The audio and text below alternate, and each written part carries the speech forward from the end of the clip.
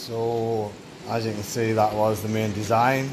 I've extended one, but I also made a stock one just in case my extended one doesn't do what I expect it to do, as it is all trial and error. Here it is now, all tacked up. The 316 stainless steel surron linkage triangle. I just thought the stock one was pretty crap. When I took it off to change out my shock and rear spring that I changed for a RockShox slash Fox one, and I decided I was going to make my own linkage. Obviously it's heavy hard, that's to be expected, but when you're putting in such a quality item, I mean, it doesn't bother me. I'm running 18, possibly 20 kilowatt soon on my bike, so that little bit of extra weight is not really going to affect me. At least I will have one-off custom stainless steel linkage that, well, know that people have.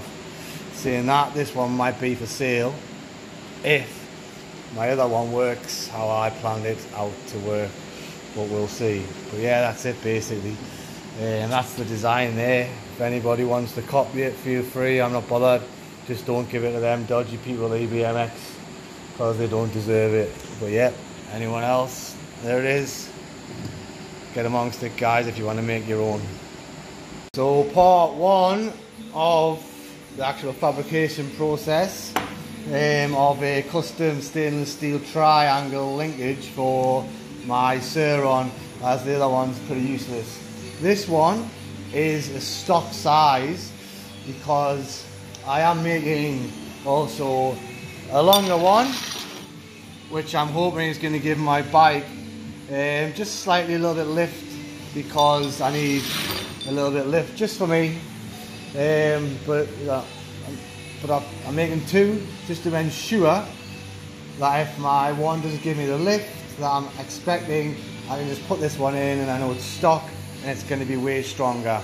So obviously this will get taken apart now, sanded down, and then it will get welded up, and yeah, it should look pretty nice when it's finished. I will put jigs in to hold everything in place, and they will be getting tapped out to the correct thread. But yeah, it should look pretty fancy. As you can see, it's way stronger than the stock linkage is going to be when it's fully TIG welded up. All the bends I did, so if you wanted to make one of these, you easily can. I just put it in the vise and smashed it around with a hammer. Now yeah, it's not that hard to do, it's pretty easy. You just got to drill the holes, then bend the flat bar, obviously cut to size, and that's it. Make sure everything lines up, tap it out, and you basically made yourself a linkage that's possibly better than any other one that's on the market, purely because it's solid stainless steel. Yeah, so that'll be rock solid when I'm finished with it. If my other one works, I will probably offer this up for sale. It won't be the cheapest linkage you'll ever buy. It'll be worth whatever it costs me to make it. Otherwise, I'd rather just keep it and have it on my little wall of things that I've made for my surron that I never use. But yeah, there it is. So as you can see, I don't have all the proper tooling and presses and exactly every bit of machinery. I only have things for thin gauge. A lot of the stuff I make uses the good old hammer, and this is to bend up my stainless steel custom triangle. I will be using a hammer and a vise, which is just clamped to my bench, so nothing here is fancy.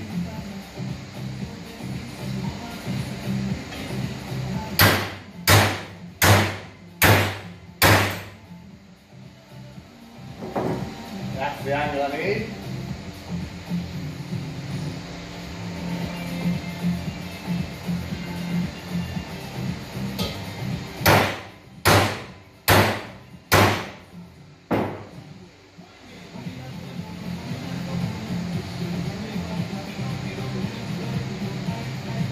Going off my perfect eye, so that's probably pretty spot on.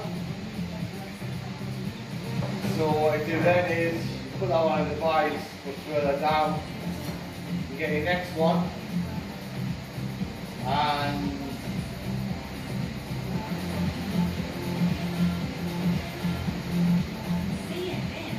you put that in the vise, ensuring you've got the right hole in the right spot. Obviously I've got these markers to where I'm going to bend them. Put it in. Square it up with your magic eye, because my eye's that magic, it gets everything right. Now you've got the angle, well this one's going to do.